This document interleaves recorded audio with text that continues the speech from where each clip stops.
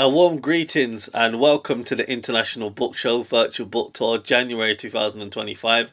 I'm host Makonnen Sankofa, and as well as being the host of the International Book Show, I'm also the author of several books, including The Rise of Rastafari, Life in Gambia, How to Market and Sell Your Book, Experiences of Living Across Africa.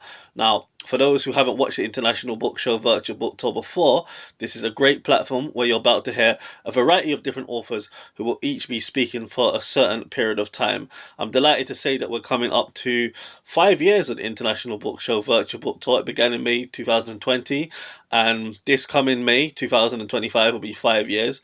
This is the January 2025 edition, and at this point, I'm glad to say that I've had over 450 authors, publishers, booksellers, book coaches that have been on this platform and sharing their journey and their story with you.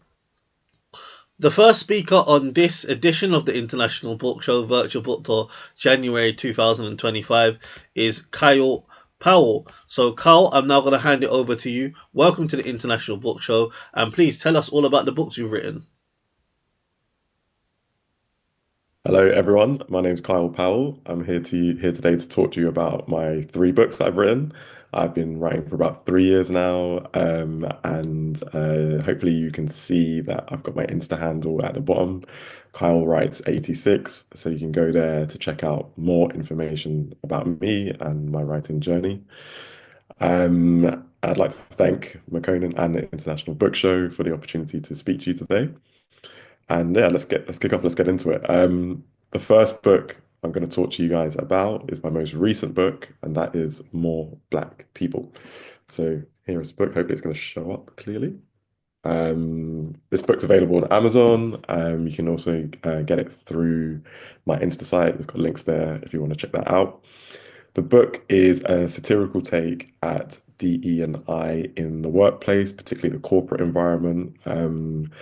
And it's a fictional story, and it looks at how aspects of DE&I can be more superficial from a company perspective and more exploitative from a company perspective.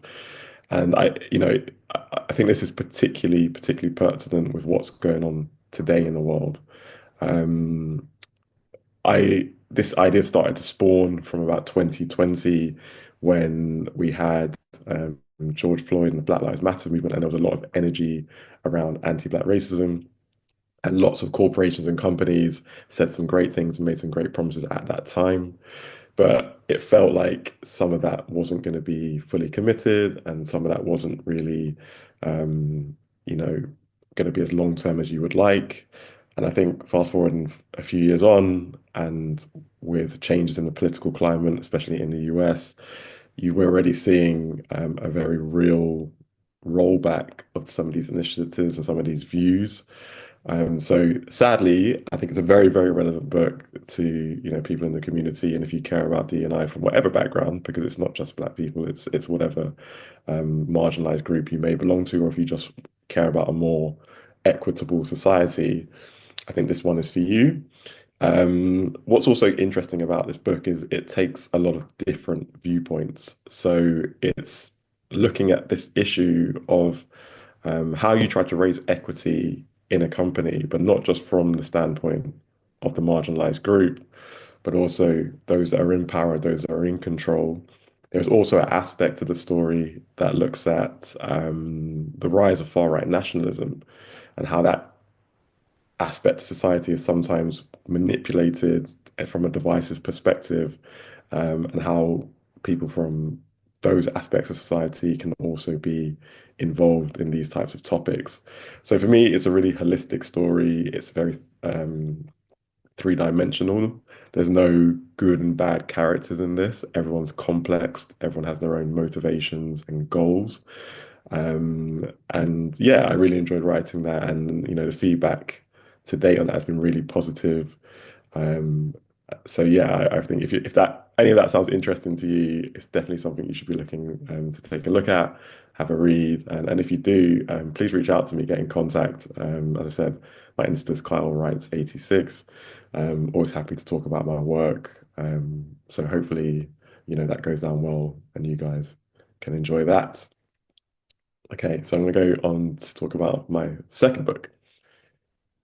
My second book is The Diaspora Dilemma. Hopefully that's showing up nice and clear for you there. Again, this book's available on Amazon. You can get it through links on my Insta page.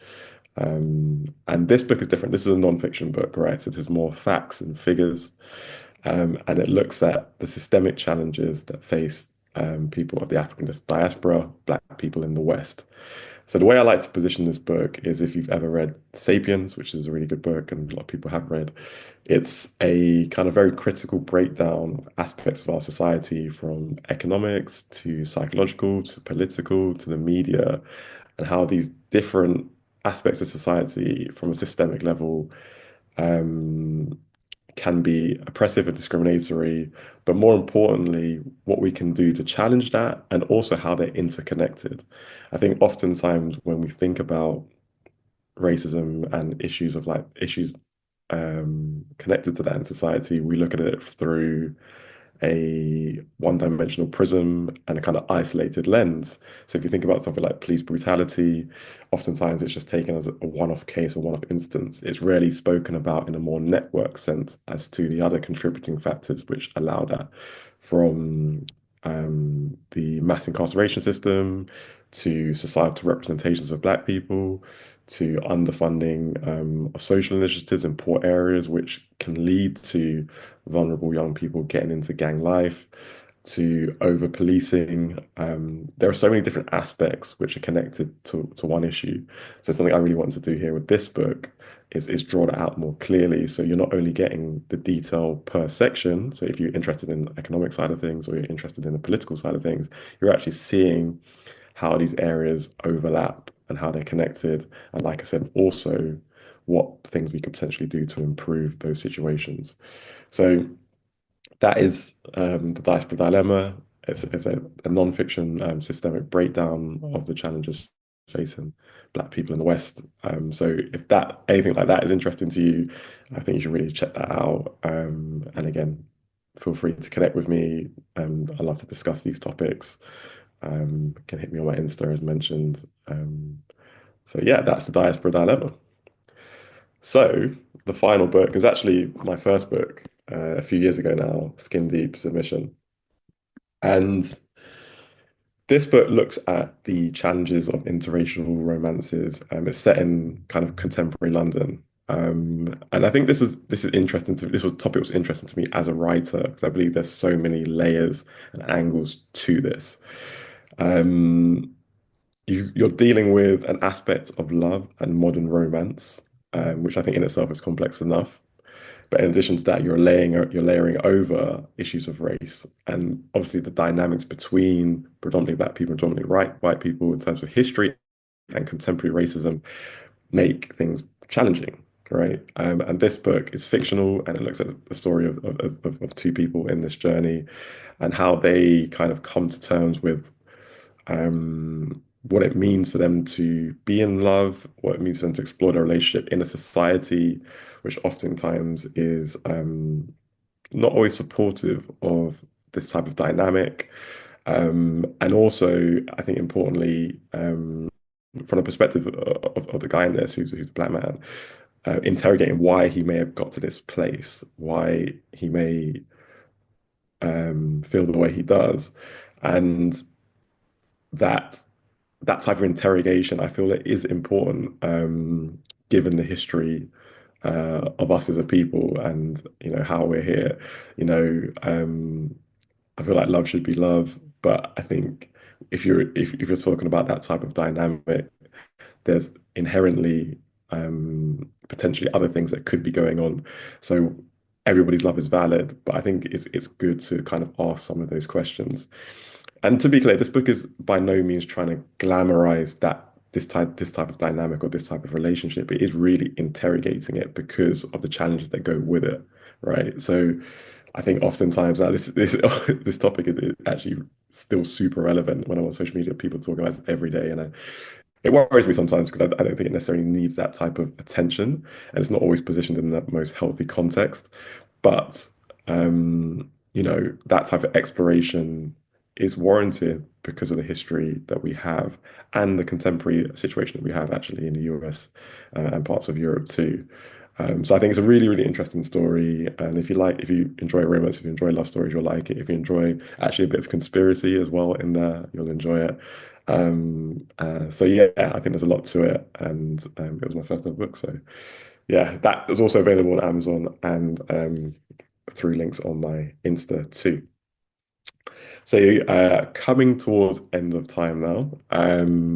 I've really enjoyed sharing my work to date with you, working on a few new pieces as I go. Won't say too much about that now. But if any of that is of interest to you, as I've mentioned, please feel free to reach out to me to connect with me. Always happy to talk about what I've written. So yeah, thank you for your time, and hope you enjoy reading my work. Thank you very much, Kyle Powell, for joining us on this edition of the International Book Show, January 2025. Kyle Powell, you heard him speak about his books, More Black People, and you can see a photo of the front cover of the book, More Black People, which is on display at the moment. Kyle also spoke about his books called The Diaspora Dilemma and Skin Deep Submission. You can buy those books on Amazon, or you can also reach out to him directly on Instagram. His Instagram handle is KyleWright86. Once again, that's author Kyle Powell. He's author of the books titled More Black People, The Diaspora Dilemma, Skin Deep Submission. His books are available on Amazon and Instagram, KyleWright86. Hello, how you doing there? This is MeShorn Daniels, the author. I'm Not Your Black. I'm here in Louisville, Kentucky. I am excited about the opportunity to share about my concept of I'm Not Your Black America. Again, my name is MeShorn T. Daniels, better known as Uncle MeShorn. I'm a Capricorn. But let me explain to you why I did the book I'm Not Your Black and what was the purpose behind it. First of all, it has to do with the fact that the color construct that was initially implemented into this country was implemented into a demographic of people who was unaware that they were being manipulated to behave a certain way. And it all started back in Jamestown, Virginia. And then the Bacon Rebellion, and then the Nat Turner revolts. And during that period, we had what we call a double territory where the British and America was both occupying the same area, Jamestown. A revolt or a rebellion broke out. Nathan Bacon's, he organized a revolt against the elite establishment. They killed everyone. And the unique, interesting thing is that you had what we call the unifying of the indentured slaves, in what we would call poor white people. Okay, you had slaves that were actually brought from Africa, and during this period of time, you actually had those that were born into slavery that were slaves, and you also had the Indians. So Nathaniel Bacon organized a rebellion. That rebellion actually strikes against the establishment. Well, during that time, and you can look this up, the Bacon Rebellion. You can look this up for yourself. This is where the color construct actually all began. And a lot of people, if you know the movie Roots actually was formed and created before America formed in 1776. So my book is not just a book about why I identify myself as an American descendant of slave away from color, but I'm also giving you a history lesson of where the concept began. So When the rebellion struck the elite status, they killed out everybody.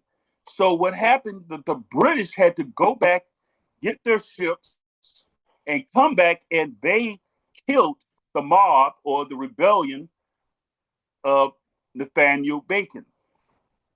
So here's where it became very interesting. The establishment, once they reestablished order, they said, when I say they, I'm talking about the dominant culture, the rich, elites, the privileged, those who had money. They turned to the indentured slaves, those who were poor, those who still owed debt to the establishment, the poor whites. They called themselves, we're white. We're white and we're rich and we're wealthy.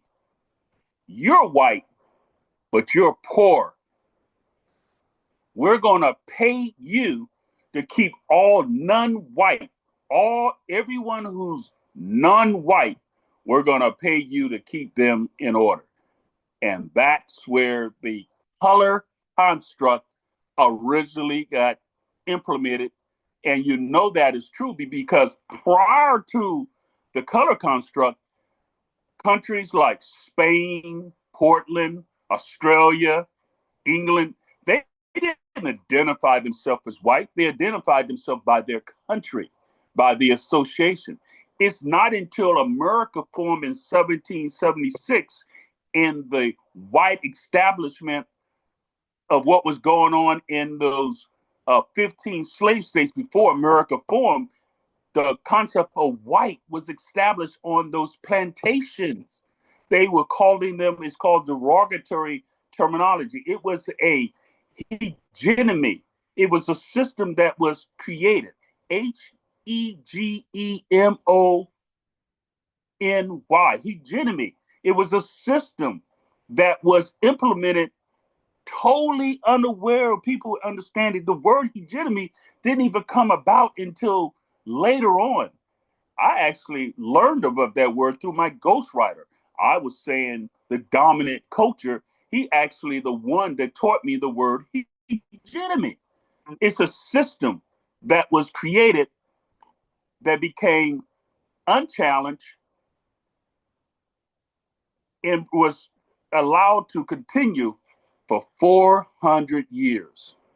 How did I come into the understanding of I'm not your black?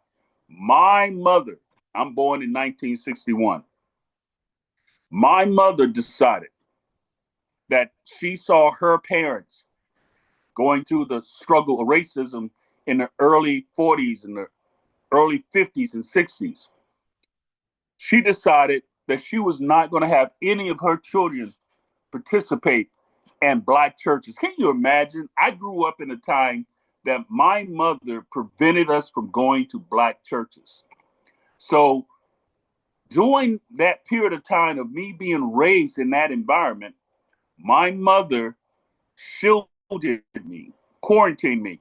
And so when it was time for me to leave home, I joined the military in 1978, joined the military. And in my military period, I met the Black Panthers that were during that time in the early 1978s, in the early period of time, the Black Panthers was being downsized in America. You would either go to jail or join the military. Well, the Black Panthers met me. I was only 18 years old. The first time that I had a clue that I wasn't operating or navigating or I didn't have the swagger, what is considered the black culture, was in the military. The Black Panthers told me, I never forgot this, you're not black. And what they were implying is that I was not operating or the behavior or what they consider being black. I had to learn how to be black. And learning how to be black is not the same as being indoctrinated black. And what I'm saying to you, all of you, when you are not aware of a thing, we have been taught to be black. But the same thing as we've been taught to see ourselves black, they also have been taught to see themselves as white, or to believe that they're privileged just because they're white. So culturally, it's been an indoctrination. It's been a brainwashing. So the second time I heard about I'm Not Your Black was when I changed my job profession as a surgical technologist. And in that environment, I discovered that the European folks saw me and they said, MeShorn, you're not black. And so there it is. They told me I wasn't black, and I wrote my book. You can get my book at Amazon.com. And I want each and every one of you to stay in contact with me, because this is your Uncle MeShorn, and learn more about why I am not your black America. You can visit my website, UncleMeShorn.com. You can also go to Amazon.com and get my book. Thank you. I hope to hear more. I hope I get more new friends. This is your Uncle MeShorn from Miami, born originally in Miami, living here in Louisville, Kentucky. Have a blessed day. Look forward to hearing more from you. Take care. My name is Tom Coffey, and I'm happy to be here on the International Book Show. My most recent novel is called Special Victim. It's right here. It has just been published by Level Best Books, which specializes in crime and mystery fiction. Special Victim is the second book in what I am immodestly calling the Divine Trilogy, which is named after the family at its center. The first book in the trilogy is called Public Morals, right here. It was published in 2023. Collectively, the trilogy examines the arc of law enforcement in New York City, and by extension, the United States, from the 1980s to the present. Specifically, Special Victim is based on the Central Park jogger case, a notorious crime that roiled both the city and the country for years. Here are some details about the real case.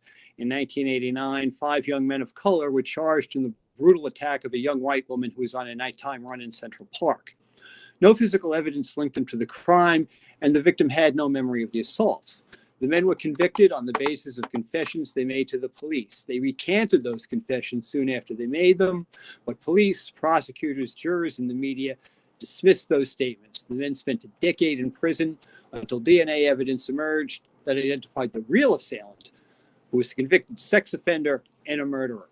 When the 5 men, no longer young, were released from prison, many people in New York, particularly white people in New York, still believed they were guilty or were somehow involved in the attack. For decades, I was a journalist in New York City, where I was born and raised, and the media frenzy was unlike anything I'd ever experienced, with the exception of Son of Sam, and he was a serial killer. To be blunt, in the Central Park jogger case, it seemed as if all the media outlets in the city were panicked by the possibility that non-white men went on a sexual rampage that targeted a white woman. The rush to judgment was instantaneous and complete. Despite the constitutional right to the presumption of innocence and to journalistic norms that profess objectivity, the tone of the coverage was harsh and simplistic. The guys were guilty, and they deserved to spend a long, long time in prison. Those stories were written with a certitude that the facts did not justify. After the wrongfully imprisoned men were freed, the police and prosecutors who secured their convictions came in for severe criticism, sometimes even ostracism. But I always felt a degree of sympathy for them, because they were under enormous pressure from the media and the public to punish someone, anyone, for a horrific crime that occurred in one of New York City's iconic places. Justice did not matter, revenge did. I used all of these thoughts as jumping off points for Special Victim. But a strange revelation came to me as I read through the book a few final times while getting it ready for publication. Its biggest concern, and believe me, I was unaware of this while I was writing it, is the danger of jumping to conclusions. Throughout the novel, different characters put forth their theories of what happened the night my fictional victim was attacked. In my novelistic universe, none of those theories are correct, which helped me as I spun out the story, because if a mystery is going to work, it needs a certain amount of misdirection. In Special Victim, I tried to portray the police and the prosecutors as real people, not cartoonish villains. Decent people trying to do the right thing can make mistakes, but they create even more problems when they refuse to admit they were wrong. I'm tough on my former profession in Special Victim. When the crime at the heart of the book first occurs, reporters and editors armed with incomplete information get the story wrong. When the case is revisited years later in the hothouse atmosphere of social media and a 24/7 news cycle, matters grow even worse. In the current day, the rush to judgment is swifter because nobody ever learns anything. Special Victim is the follow-up to Public Morals, right here. And Public Morals kicked off the Divine Trilogy. I liked the title Public Morals because it was the official name of what used to be called the Vice Squad. Police officers in that unit were tasked with cracking down on prostitution, gambling, and various other once illegal but always popular activities. Those laws tried and failed to legislate morality, but they did succeed in creating an environment that allowed corruption to flourish. I grew up in New York in what I like to call the Godfather Serpico era, two iconic books and films that showed just how deeply the rot was embedded in the city. The police force in particular was crooked from top to bottom. Almost all the uniformed officers took money from the criminals, while the guys around the department looked the other way. The protagonist of the first part of Public Morals is an anti-hero. He's not a lonely fighter for honesty like Frank Serpico. He's out to hoover up every last cent he can before skedaddling to Florida. I've always preferred anti-heroes to heroes because they're much more real. The second part of the book focuses on his daughter, Sheila, who is the main character in my trilogy. She's a documentary filmmaker obsessed with unearthing the truth, and she reluctantly agrees to do a film about her father. But as she does her research in present-day New York, she uncovers layers of corruption that even her dad never imagined. I wanted to write Public Morals for two reasons. First, I sought to examine the nature of law enforcement in New York in the 1970s and 80s. Back then, the city was in a downward spiral and crime was rampant, due in no small part to the corrupt police force. I based the book on a series of high-profile scandals that led to new leaders in the department to crack down on the graft. I also wanted to explore the dynamics in a dysfunctional family, particularly the relationship between father and daughter. There are thousands of stories about fathers and sons, and mothers and daughters, and mothers and sons. But when I think of stories about fathers and daughters, I come up with Antigone, King Lear, and To Kill a Mockingbird. So I felt this topic still contained some unexplored territory. In the first part of Public Morals, on the rare occasions when he's around the house, Terence Devine is a doting father to Sheila. He then disappears from her life, only to emerge decades later after she's had both personal and professional success. Besides being a crime mystery novel, Public Morals also explores how the bonds of family can endure no matter how badly damaged they've become. It's also a story about how we can never truly escape the past, no matter how badly we want to. In the realm of full disclosure, I'll admit that topic also intrigued me because I have only one child, you guessed it, a daughter. For me, being a dad to a girl who is now a young woman has been a consciousness raising experience, and I like to believe it has made me a better person. The third book in my trilogy, tentatively titled Stop and Frisk, is due out late this year, so I better finish writing. For obvious reasons, I don't want to give away too much, but I will say that it centers on the all too frequent encounters in the United States that end badly between police and young men of color. The story also completes Sheila Devine's journey. It's been an interesting ride for me. I never intended to do a series, but as I wrote these books, I grew to really like her character, and I feel she helped me explore in depth what I regard as the biggest theme of my entire writing career: the necessity of fighting for justice and the near impossible task of achieving it. Thank you for listening, and thank you, Makonnen, for inviting me onto the International Book Show. My name is Tom Coffey, and you can check out all my books as well as more details about me at my website, tomcoffeyauthor.com.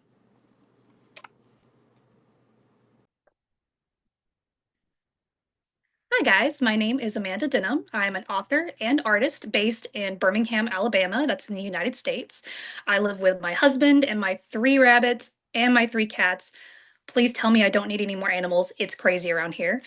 I had always been reading, drawing, and writing ever since I was little. I don't even remember a time where I wasn't scribbling on paper at some point when I was young.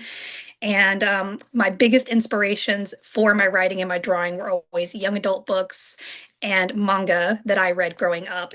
Sailor Moon was always my biggest art inspiration, if any of you ever read those comics or watched that show. And those inspirations led me to writing my book, Sin Eater. This released in March of 2024, and I really, really want to share it with you guys. But first, a question just to get you a little bit prepared for reading my book. If you have any bad memories, would you choose to erase them if it was possible? That's kind of what got my wheels turning for writing my book. A few years ago, I went through something in my life that was just terrible. It made it to where I couldn't even enjoy years past any of my happy memories. And I kept thinking in my head, like, if I could just get rid of these memories, if I could just erase them, get them out of my head, I could move on better, happier, healthier. And that's really what got me started thinking, well, would anybody do that if it was possible? And then a step further, if somebody had the power to do that, what would they do with it? And then that birthed Sin Eater, and that birthed Jade Holloway, which is the main character of Sin Eater. And a little synopsis of Sin Eater to get you started. Jade Holloway discovers that she can erase memories by accidentally doing it to her best friend Jenny when they're in their senior year of high school. She's quite scared of herself. She's quite scared of her powers. So Jade flees. She moves out of town. But instead of just trying to start her life over, she is found by someone and is blackmailed into starting a business with her powers. It's very shady. It's very dangerous. People pay her to erase their bad memories. For more clients, they actually start traveling back to her hometown. She goes with her very strict boss, Jack, who kind of keeps her under his watchful eye. So she's very lonely, very depressed. It's been 2 years she's been doing this. And then now she has to go back to her hometown and relive all of those memories that she has. While she's there, she meets Aiden and Amber, two siblings who actually had to flee their own hometown because of an abusive relationship with their parents. So as she's traveling around her hometown with these two new friends, it starts really breaking Jade down, and she has to make a decision. Should she continue on as the Sin Eater, keep going and just hanging on to those secrets and that painful past? Or should she reveal everything and risk it all for maybe a better future? Sin Eater really aims to promote mental health awareness and healthy coping mechanisms, especially in young adults. I know growing up, I had a really hard time dealing with the emotions and the things that I was going through because I didn't have a lot of guidance on how. I don't know about other countries, but in America also, healthcare can be quite hard to come across, and therapy is very shunned and very put down in a lot of ways. So I would love for Sin Eater to show young adults that mental health awareness is very important. The story is told in differentiating alternating timelines. So we go through Jade's past, and then we also are in Jade's present. So you get to see how Jade ended up as the Sin Eater and why. So even then later in the story, you see everybody's past, you see everybody's stories. So you see that Jade maybe had a loving relationship with her parents. Meanwhile, her best friend Jenny had a very hard time with her parents, considering that she told them who she really was, and they were wanting to change her. They were wanting to mold her into what they wanted. And then you have Aiden and Amber, Jade's new friends, who had an abusive household and had to run. So they didn't have any guidance on how to deal with that. All of them dealt with having very unhealthy boundaries, no therapy, no adult guidance to help them out. And therapy in many forms is actually highlighted in Sin Eater, whether it is therapy with a therapist or through art therapy, which is something that I did a lot of when I was growing up: drawing, writing, dancing, singing, any kind of art that can help you get through. And then Jenny actually has a lot of mental and physical therapy that she goes through to show that we're all building ourselves, we're all working on ourselves. Healing and forgiveness are the biggest themes of Sin Eater, whether it's forgiving others or forgiving yourself. And a big part of it is healing yourself. It's being able to maintain your emotions and accept yourself to go into a better future. I know a lot of young adults don't get that. Sin eating is something that's also featured. It's a very old practice that started back, I think, in the 1700s, where a sin eater, someone who's obviously ostracized from society because a lot of people think they have some kind of evil magic, they drink wine or eat a meal over a deceased body. And they believed that that kept that person clean into the afterlife. So what Jade is doing is erasing those bad and painful things for people so that they too can go to some kind of afterlife and live healthier, live happier. You don't have something burdening you. And while Sin Eater does have a lot of heavy things in the book, there's also a lot of fun things. I love realistic dialogue. I love sarcasm. So that's a lot of things that happen in Sin Eater. I kind of made it to where it was almost like interactions between me and my friends. And the book is focused on friendship versus romance. I have nothing against romance, but I really wanted to show that friendships are very important in young adult relationships and as you grow up, healthy friendships, hopefully. And this book is going to be the most me, I think, of any that I write.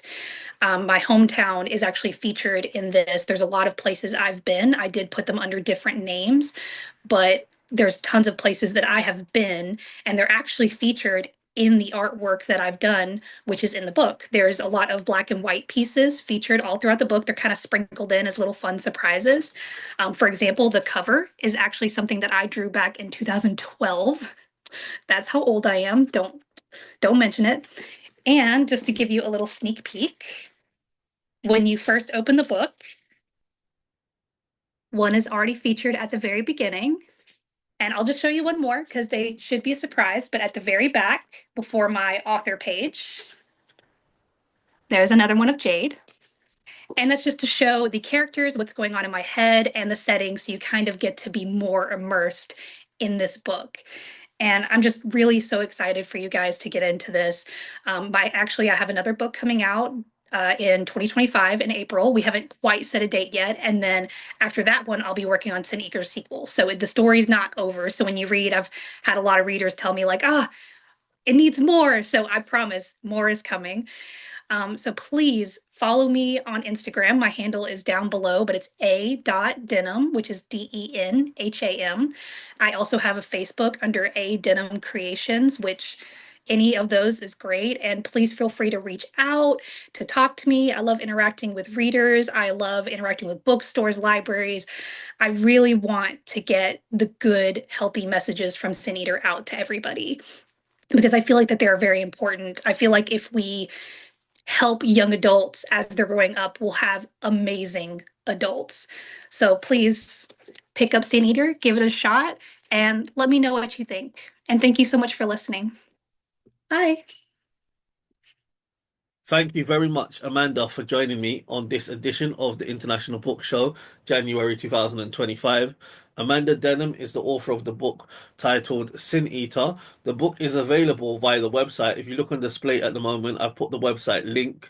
If you go on the website link, you can buy it from the book from a range of different websites that include Amazon, Apple Books, Barnes& Noble, Waterstones, and other book retailers. Once again, that is author Amanda Denham. On display at the moment, you can see a photo of the front cover of Amanda's book called Sin Eater, and you can buy the book via the website, which is on display. Alternatively, you can go directly onto websites, Amazon, Apple Books, Barnes& and Nobles, Waterstones, Walmart, and other book retailers to get a copy of the book. Good afternoon, everyone. My name is Leslie Hendrickson, or L.M. Hendrickson, and I want to first go over my first book, which is The Boda Boda Driver, a Tanzanian Experience. I wrote this book when I arrived in Tanzania. The first time I set foot on the soil of Africa. I am an American, born and raised, and had always had a love of Mama Africa that had been instilled in me from hearing the angry words of people in my class telling me to go back to Africa. And at the time, it was spoken with derision and anger But what it did for me was create a space for me to do research and understand and learn that Africa is a place where I could call home and where my ancestors came from. And so during COVID, when people were staying in place in America, I decided to hop on a plane and visit Africa and ended up staying for a couple of years. And while I was there, I had the pleasure to experience the different things of that country. Of the countries that I visited, excuse me, Africa is a continent that's made up of a lot of countries. One of them was in East Africa in Tanzania, and I did speak about my book. And then my second experience was in Senegal. The larger part of my time in Africa was in the Gambia, and it was in the Gambia that I stayed and built and did a lot more writing. The second book that I have in my Come to Africa series is my experience I did taking a lion tour. It is called The Lion Tour, um, a a a Senegalese experience. I want to read a couple of pages to you and show you what I try to do. This is a book for adults or parents to read to their children. So you will be getting some education involved. You get to see the map of Africa and the location of the country that I am referring to. You get to understand where Africa, Senegal, it says here, West Africa, officially the Republic of Senegal, is the westernmost country in West Africa, situated on the Atlantic Ocean coastline. And then there are other things you can read about Senegal itself. And there's also the map. So my book can be used for educational purposes, as for also along with being an entertainment tool. So for most people, if you asked if they would be willing or ever had the idea to walk with lions, they would probably say no. They'd be like, something must be wrong with you. There's no way I could do it. And even though I did it and shared my experience with family and friends, they were telling me, I'm happy that you had this experience. Please don't ever do it again. The funny thing is, while in the Gambia, I met so many other people who did the Lion Tour. And so my story is not just about my story. My story is for those who also walked, but it is a story for those who could imagine walking, and it's also a story for those who have a fear and think I could never do it. I want to share some of my experience with you. I'm going to read a few pages of the Lion Tour. So as I'm thinking about what I wanted to share with you, I was not a author from birth, or I don't get paid to write books. I write books out of a love, but I am a legal secretary. I was retired and now I'm back in that field again. The exciting thing is I have always written poems from when I was a teenager, never knowing that I could take those poems and connect it with pictures and illustrations and make it into a book. And so one of the things I like about both of my books, I was able to meet a wonderful illustrator, sorry, named Nixon, who is in Tanzania, and he has done the work for both of my books. And as long as I continue writing children's books, he will be the illustrator for those books. I do have a third book that I have already put on paper, and the ideas in my head, and that should be coming hopefully in 2026. So One of the sections of the book that I want to share with you is about the experience that most people get. My first experience to get the idea of walking with lions happened when I saw videos of other people on YouTube walking with lions. And I did share that in my poem. I wrote, I had seen enough videos so I knew what to expect, but there was no preparing me for what would happen next. From the Gambia to Senegal, I knew we were near. When I saw the big lion sign, it read, "You are here." On the way to the reserve, I thought I looked a mess, so I went into the bathroom to change into African garments to impress. Then it goes on to say how the lion tamers were there, and he shared with us how to listen to and follow his instructions. So as you go through the book, you do get a wonderful sense of my experience and what you could experience as you decide to take a tour in Senegal to walk with lions.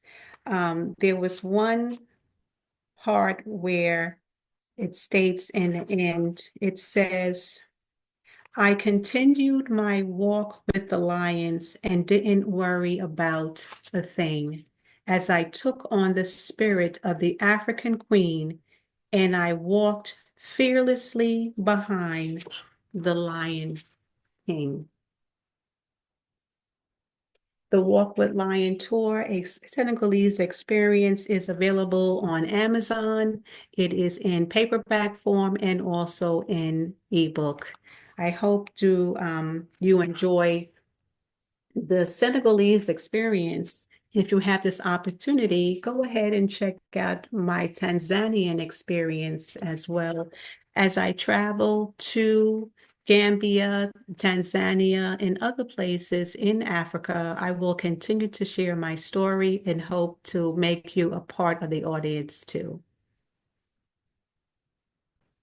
Thank you very much, LM Hendrickson, for joining me on this edition of the International Book Show Virtual Book Tour. She is the author of the books called The Boda Boda Driver, A Tanzanian Experience, and The Lion Tour, A Senegalese Experience. Those books are available to be purchased via Amazon. On display at the moment, you can see the photo of the front cover of Leslie's book, The Lion Tour, A Senegalese Experience. She is also the author of the book called The Boda Boda Driver, A Tanzanian Experience, and those books by L.M. Hendrickson are available to be purchased from via Amazon. Hi, everyone. I'm Tamera Foley, and I'm so happy to be with you today. And I just want to share, I have two businesses, Education for All Now and Garwell Publishing. And today I'm going to integrate both of them into a conversation. The Education for All Now, we have launched a blog, and the blog is Mending Minds and Healing Hearts. And that is based on some mental health principles, knowing that how to implement self-care, knowing how to take care of yourself during the holiday, knowing how to just take care of yourself mentally, physically, and emotionally. Sometimes we forget that our emotional well-being is just as important as our physical well-being. As we would go to the doctor if we had a pain, but sometimes we have a pain in our hearts, or we just have some emotional scars that we need to heal, and we don't really pay attention to them. We let them keep going and going, and we don't do anything to help heal or get us to a better place, to get control of what we need to in our lifestyle, our environment, and even people that we come in contact with. So today I want to share with you the blog and how to get to it. So Mending Minds, Healing Hearts, you can find that at Education for the number 4, allnow.com. tamerafoley.org/blog. And please go to the blog, read it, leave comments. We are a community there. And certainly right now we are focused on self-care and getting through the holidays, getting through the loneliness, getting through the grief, getting through sometimes the holiday for us may not be as happy as for everyone else. So that is our focus right now.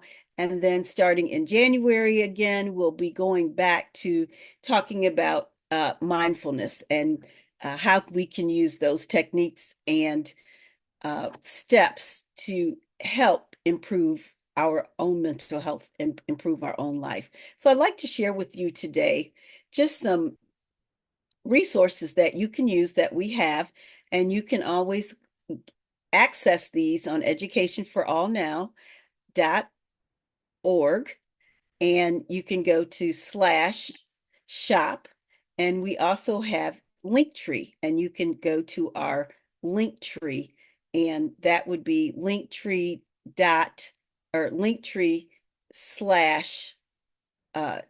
Foley. So that information will be available to you.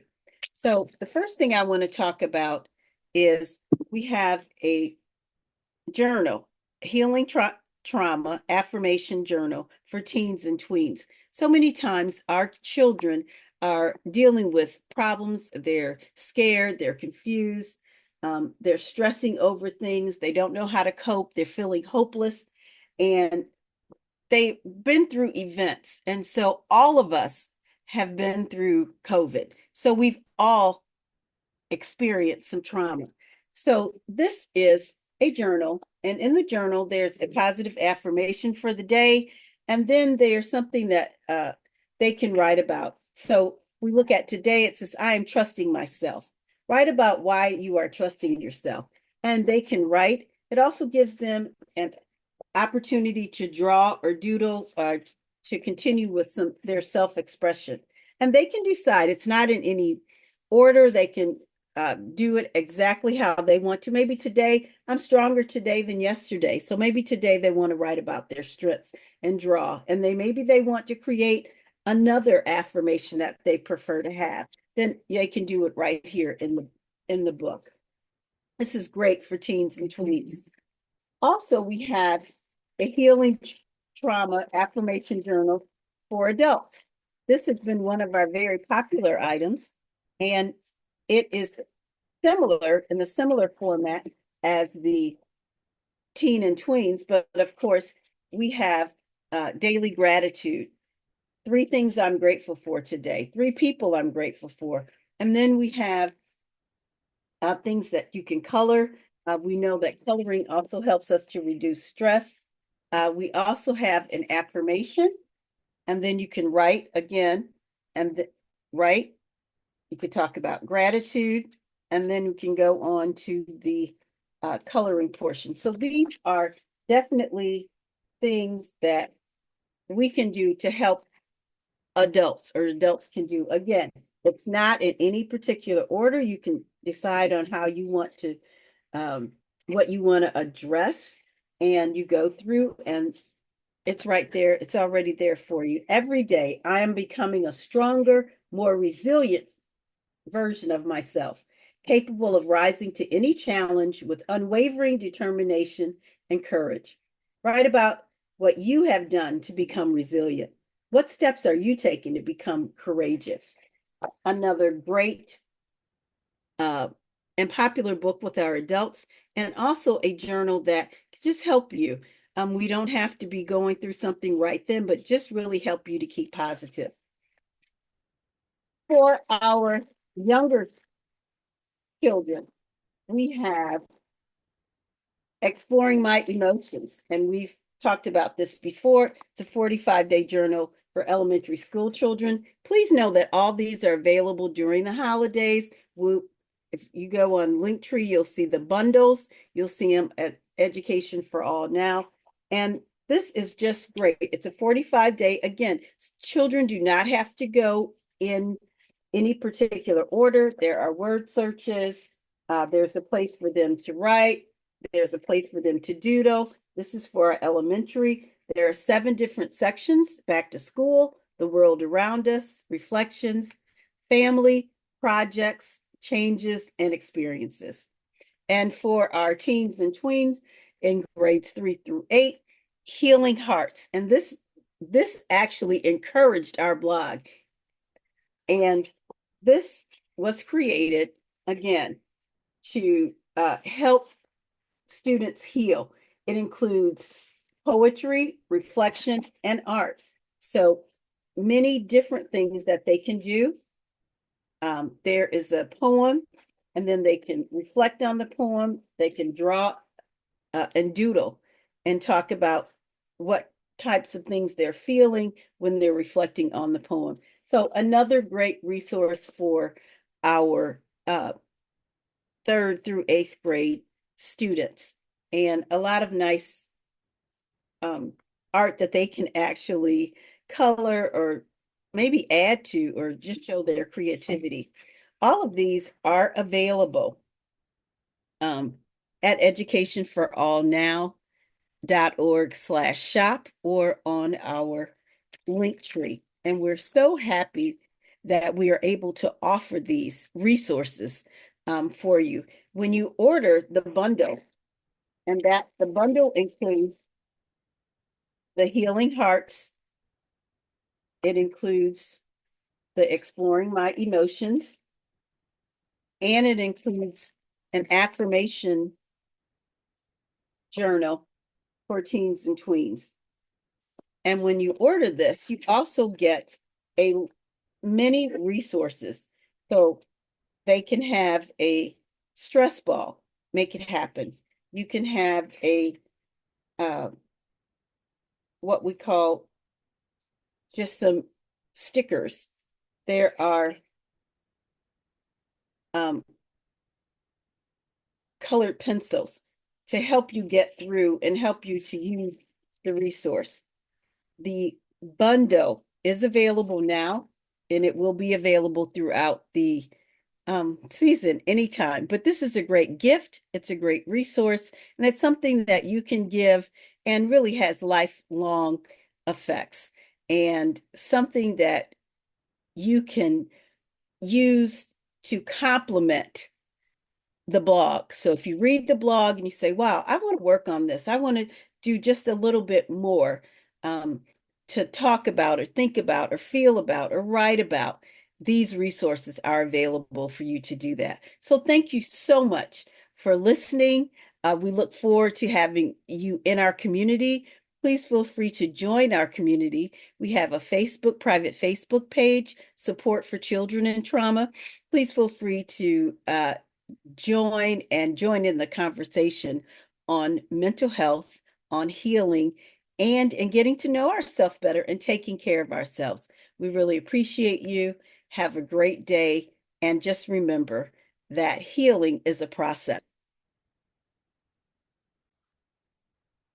Thank you very much, Dr. Tamera Foley, for joining me on this edition of the International Book Show Virtual Book Tour, January 2025.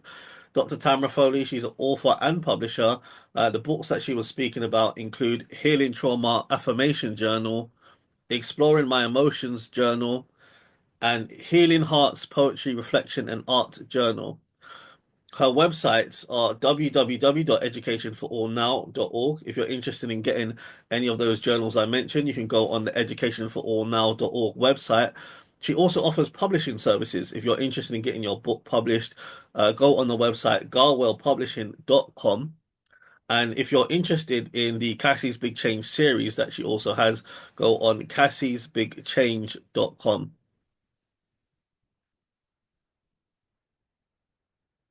I now want to take this opportunity to highlight the sponsors and partners of the International Book Show.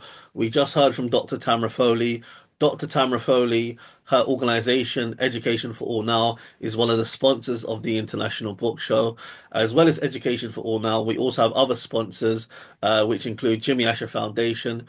If you want to find out more about them, go on the website, jimmyasherfoundation.org. They do a lot of great work with children, teenagers, young adults, to really help and uplift them, different activities, workshops, sporting activities, and leisure activities that they do. So yeah, check out the website jimmyasherfoundation.org. We also have Nubi Nagis Books. We're going to hear from Sister Leggett from Nubi Nagis Books in a moment. She's a bookseller. We have Barty Dare, she's the author of the book called Worth. And then we have our partners, P English Literature YouTube channel. You may actually be watching this video on P English Literature YouTube channel because the videos of the International Book Show, that is one of the platforms that it goes on to, the P English Literature YouTube channel. It's also on Facebook and our website, internationalbookshow.com. Another partner company we have is Polyglot Translation Services. Polyglot Translation Services. They do book translations, so they can translate your book from one language to another language. If you would want to know more about the book translation service that Polyglot Translation offer in partnership with the International Book Show, contact me via info@internationalbookshow.com. That is info@internationalbookshow.com. I have actually put the email address on the top right-hand side so you can see it. That's the email address to contact me regarding the translation of your book into another language, or indeed, if you would like to be a sponsor or partner of the International Book Show, send me an email, that email address.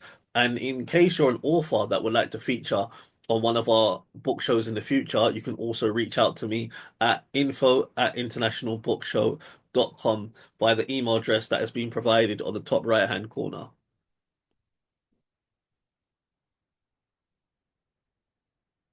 Hi, greetings. This is Nubi Nagis Books, and I'm a bookseller. And what I like to do is to promote British authors and also American. Now that this book show is actually international.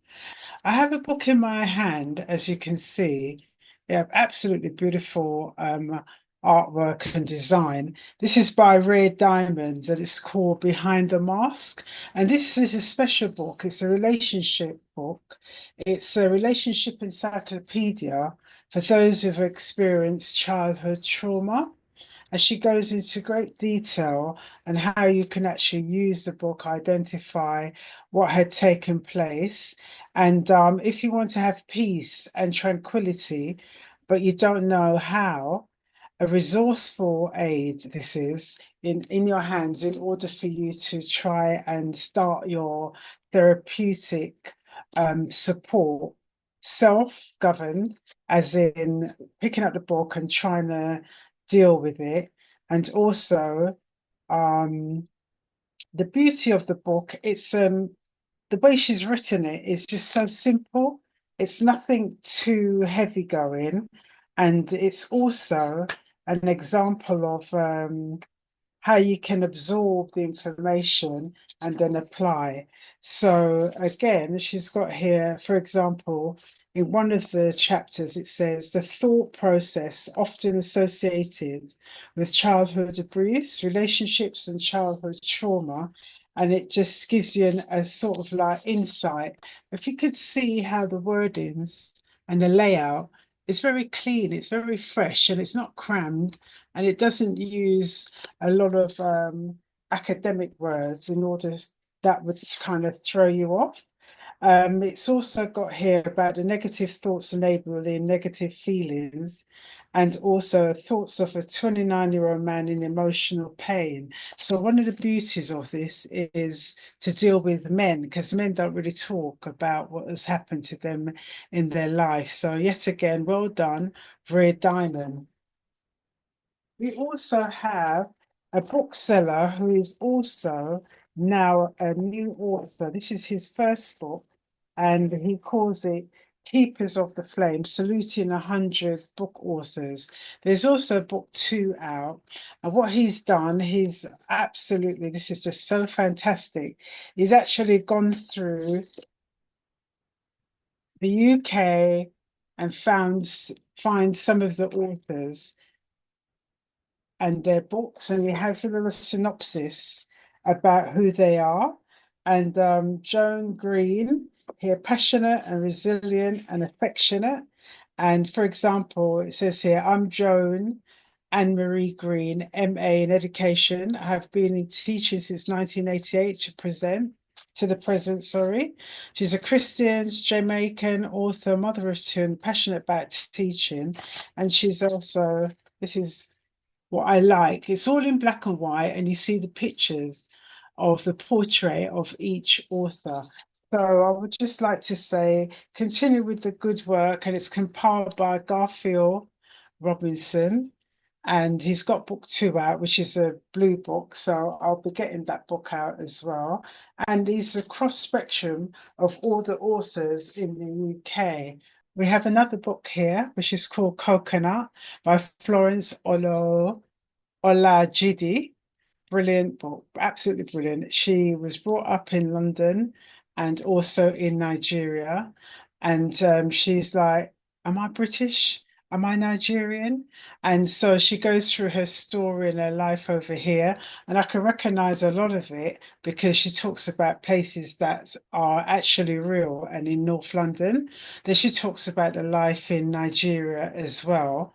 Fantastic eye opener with the balance. And as you know, that's a lot of Nigerian children, especially, they were what was called farmed out. So they had unofficial foster parents.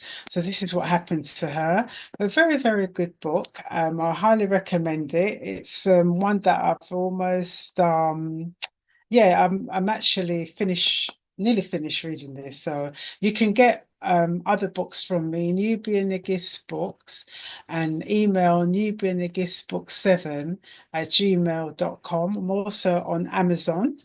And so soon this year, 2025, there'll be lots of uploads and lots of books that you can obtain.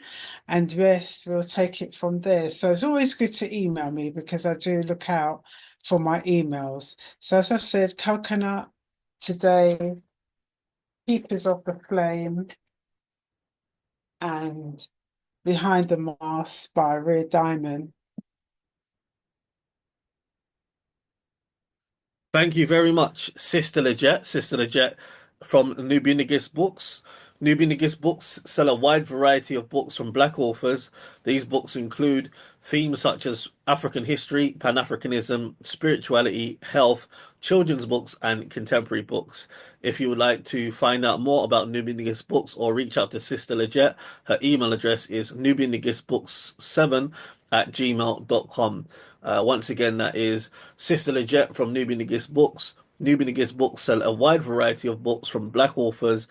These include themes such as African history, Pan-Africanism, spirituality, health, children's books, and contemporary books. Feel free to reach out to Sister Leggett via email. Her email address is nubianagistbooks7@gmail.com. My name is Larry Ukali Johnson Red, and I've been on this platform before, so many of you may know me, and others may not. I am from San Francisco, California, and my first book was called Journey to the Motherland. And Journey to the Motherland from San Francisco to Benin City is now being reprinted by the bookstore in London called Waterstones Books, and will be available there soon. And of course, it's also being printed in the United States by Reading Glass Books. So I'll get back to that. But this year, 2025, I do have 6 projects. And the first project is called my audiobooks project. So I am launching 3 audiobooks. Loving Black Women. It was actually recorded a long time ago, but I couldn't do nothing with it for a while. But now it's going to be coming out. Also, Letter to My Young Brother. That shall be released as an audiobook, and Long Distance Love. So those 3 books will be released as part of project number 1. And I started in June. And I hope you get a chance to see them and buy them and enjoy these great audiobooks. And also the audiobooks come, well, I'll get back to that a little bit later, but I'm working with Bradford Literary House in Missouri, and we'll be releasing that information soon and links to buy and listen in. Project 2 is a republishing letter to my young brother, because as you know, I got cheated by a corrupt authors press here in Pittsburgh, California, and they never gave me a nickel in royalties. And so now through Page Plume Publishers, I'm republishing letter to my young brother. And so Page Plume Publishers will pay royalties to me from now on. And, you know, that's going to be a much better situation. My project 3 is with Reading Glass Books in New Jersey. And so they are going to print all of my 6 books that are, you can see all my 6 books at Amazon.com Kindle. And those 6 books from letter to my, those 6 books from Journey to the Motherland and Loving Black Women, those will be the first 2 that they're going to publish. So they're working on that right now. And so that's project 3. And again, all 6 of the ebooks on Amazon.com Kindle are going to be published in the paperbacks so that people who love to read books can also have a chance to read my books. And I hope you will support me in that. Again, we have project 4, and that's with Waterstone Books in London. They have 26 books stores in London, and they have a whole lot of African people living in London now who are, you know, from the countries that Britain colonized, and some come from other countries. And so I'm hoping that you will be given this opportunity to look at and purchase my book called Journey to the Motherland, to see about my experiences in Nigeria, which were beautiful and which were really fantastic. And so that's going to be project 4, and that's happening in 2025. Project 5, and project 5 is going to be about a book called Letter to My Young Brother. It appeared in the New York Times as a, you know, full JPEG of the whole book. So it didn't have the review, which I was hoping it would, but it is there on the September 8th edition of the New York Times. And then project 6, my newest 2 books, published by Self-Publishing Incorporated .com, is a 2-book series, and with a total of 268 poems. All my books, the spoken word from all my 7 books has been drawn out and will be made into this new book. The new book will be called Black Self-Love, Spoken Word, and Reparations. And so these are 2, you know, things that, because in America particularly, they taught slaves, my ancestors, my people, to hate each other. And by teaching us to hate each other, that made us more loyal to the master, to the white master. And so that is a very important thing in our psyche, because now we have a hard problem getting along with each other. And so we just don't have enough Black self-love. And so my Black self-love spoken word speaks to that. It speaks to the need for more unity, for our survival as a people. And that white supremacy is a threat to African American existence. And so the book is called Black Self-Love, Spoken Word, and Reparations. And everybody in African American world knows we are owed reparations, whether we get it or not, and that only 5 to 10% of us have so far been given the 40 acres and a mule or any amount of land. That just came directly after the South, when they were still massacring us. And so less than 10% of African Americans ever received reparations. And even though it's been discussed in America since we got out of slavery, it's still something we need to keep pushing for. So we got these 6 projects that I have, and these 6 projects are, I hope, will help. And the 2 books coming out again is called Black Self-Love, Spoken Word, and Reparations. And it's written by me, and again, it's a composite, or it's a collection of all of the spoken word in my 7 books, and plus all of the other spoken word that I have written. And spoken word and poetry are the same word, but the Black folk, we like spoken word.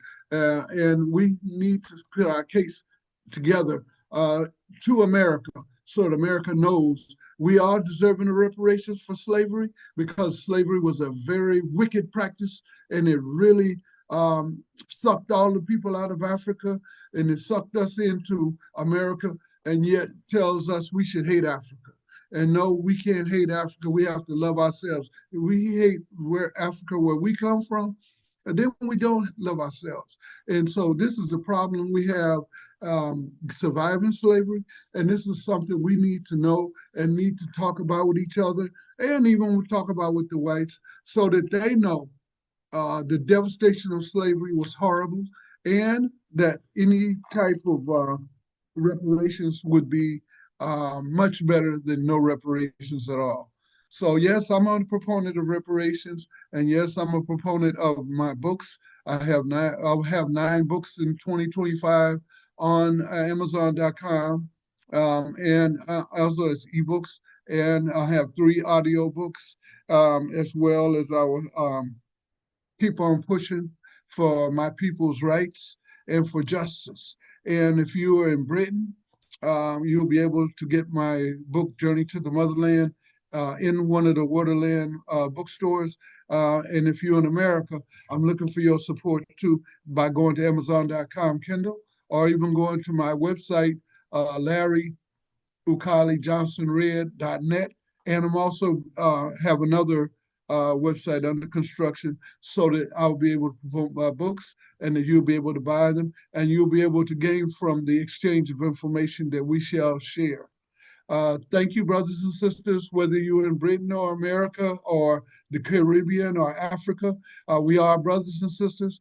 Our survival is very important, and our unity is very important. So please keep those 2 things focused in your mind, and let's build a community of writers, a community of people across the world who love each other and who know we all need justice. Because unless we get justice, we continue to live like we are, and we have kind of scrap to deal with the white society and with British society and American society, unless there's some changes.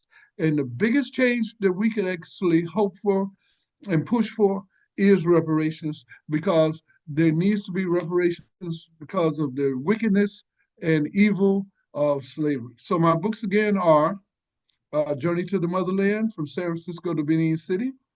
This here is actually a cover page for my newest book called Black Self-Love, Reparations, and Spoken Word. Excuse me, Black Self-Love, Spoken Word, and Reparations. Okay, so I am thankful for this opportunity to address you. Thank you very much, and do have a nice day.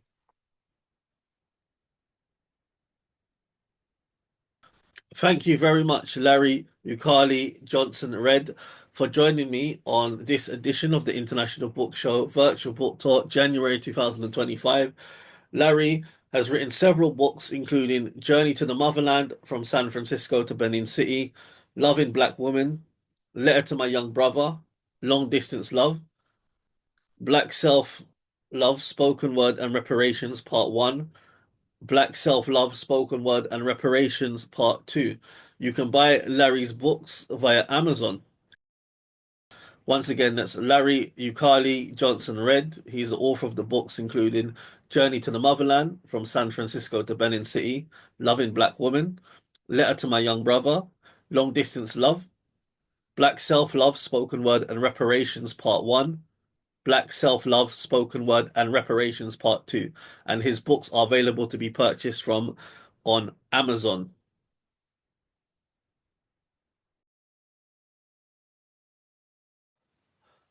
Thank you very much for watching this edition of the International Book Show Virtual Book Tour, January 2025. I hope you enjoyed it. We had some fantastic authors sharing their journey and their stories behind, telling you why they've written the book. And I think some very, insightful authors that we've had on this show that will definitely leave you thinking about, what they've written and what they've said during this episode of the show. Please remember to subscribe to the International Book Show Facebook group and check out the website, internationalbookshow.com. That's where you can be up to date with the latest news and information regarding the International Book Show. So please do those two things. Join us on Facebook and check out our website. If you're also interested in being on the International Book Show in the future, also reach out to us via the website or contact me via info@internationalbookshow.com. This is Makonnen Sankofa, host and founder of the International Book Show. I would just like to say goodbye until next time.